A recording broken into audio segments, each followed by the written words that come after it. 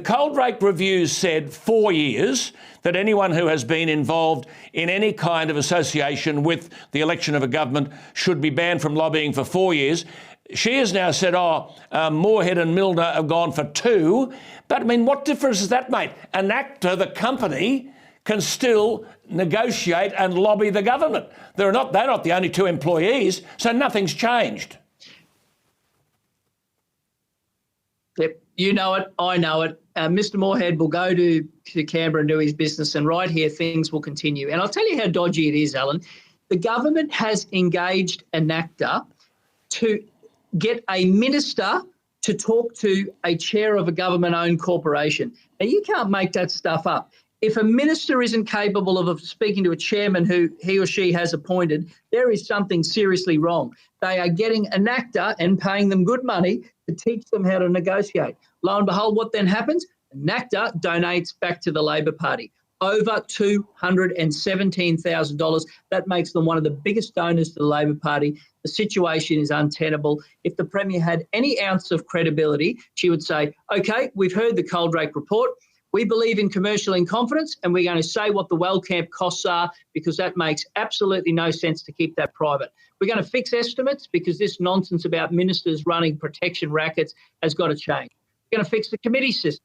We're going to make sure that every single time that any dealing with any lobbyist named an actor is pulled the plug on, we finish, no more. If she did that, you know that she would believe in it. But we've got assistant ministers running around bullying whistleblowers. We've got ministers trying to cover up. The situation is out of control, and nothing will change until the government changes. Yes, just keeping this very simple.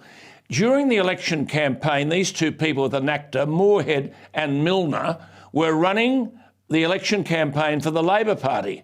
At the same time, I understand there were about 57 representations from their lobbying firm, Anacta, to ministers and other people in the course of the election campaign, and many of those lobbying representations were rewarded with contracts after the election. Now, goodness me, I mean, is this allowable? Is this legal? What the hell is going to happen to all of that?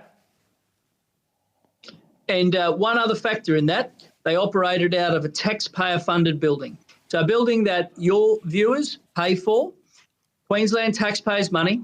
They operated out of there and were running strategy for the Labor Party during a campaign. And now Mr Moorhead wants his pound of flesh, and he's getting it. And unfortunately, Queenslanders are worse off because of it.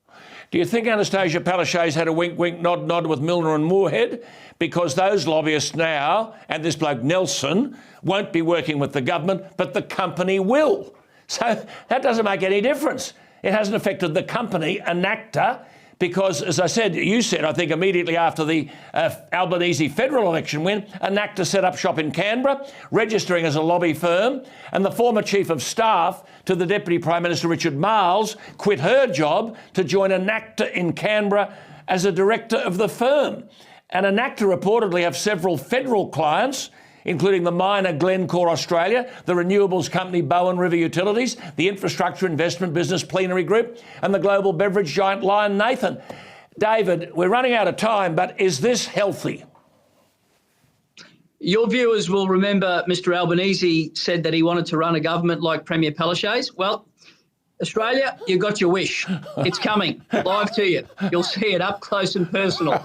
It's a dire situation. All right. Keep at it. We'll talk to you again soon. Keep at it. It's very, very important for the people of Queensland. And Anastasia Palaszczuk, come on. You're better than this. Clean the joint out.